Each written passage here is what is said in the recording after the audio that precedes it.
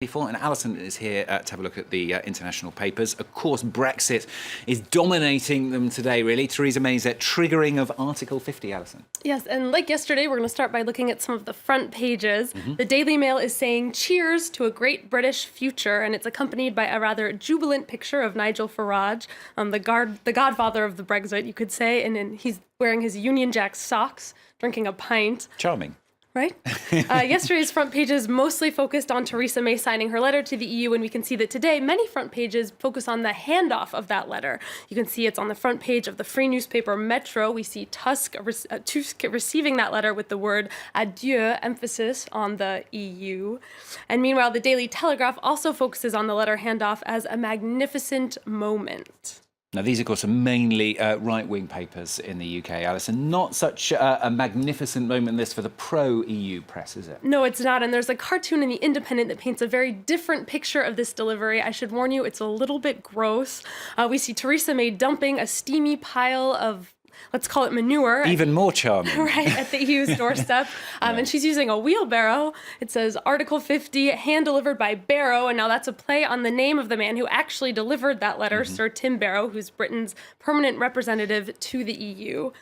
The Times also has a rather negative cartoon. They're showing what various historic autographs will cost you. So there we have Queen Elizabeth, the British officer Horatio Nelson, Winston Churchill. All of those are pretty pricey, but they're nothing compared to the whopping £50 billion that Theresa May's signature on Article 50 is going to cost. And that cost isn't just going to be financial, apparently. No, both sides have a lot to lose, and many papers are really worried about how ugly this could get. Politico says the talks will be tedious, nasty, and painful. They say despite all the regret European leaders expressed yesterday, they've made it clear that they want a hard bargain, and that could doom the talks and make a hard Brexit really the only option. Another thing the UK has to lose is Scotland, and Scottish First Minister Nicola Sturgeon has an editorial in The Guardian today reiterating her commitment to holding that referendum on Scottish independence. She says it would make sense to do it within the 18 to 2-month-year timeline of the Brexit negotiations, and she really digs into Theresa May in this editorial and says that since Britain has made this choice of autonomy, the Prime Minister cannot turn around and preach to Scotland about self-determination. Now, yesterday's triggering of Article 50 has already had one negative impact on the UK. The Independent reports on a spike in online hate speech. Yeah, this was recorded by researchers at a data science lab at Cardiff University. And the Independent reports that British authorities were actually already anticipating this. You might remember that last summer, after the vote, the UK already saw a rise in violence against non-British residents. It's even believed to have led to the death of a Polish man, that's the memorial pictured in that photo. And according to researchers, the UK is now entering a new, darker phase in relations with minority individuals.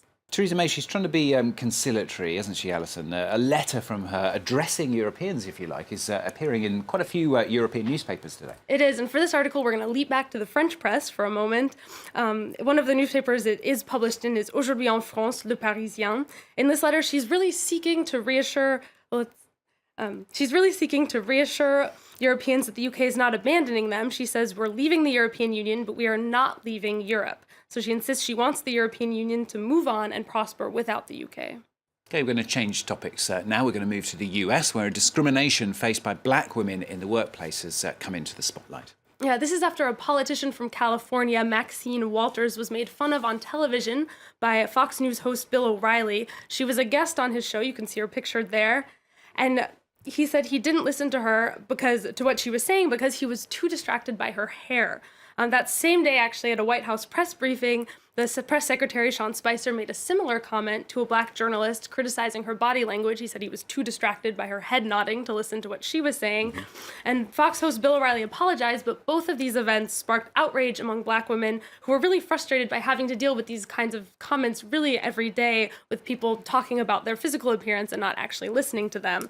So many of them began tweeting under a hashtag Black Women at Work. And I pulled out one tweet for us to look at. This woman says, if we had $1 every time someone asked about our hair, we could reduce the racial and gender pay gap. We shall make no comments, Brian and I, Yeah, right. about Alison at all. Otherwise, we'll have be a in lot of trouble. hairs. We'll be in trouble. We'll trouble. Alison, thanks a lot. Alison with the press review on France 24. Next half hour for you on the programme. We're with some of the 22,000 asylum seekers here in France, waiting to be transferred back to the country in which they were first registered in Europe. Now, under European rules, that's the only country where they can legally claim asylum. That's our special report then in the next half an hour.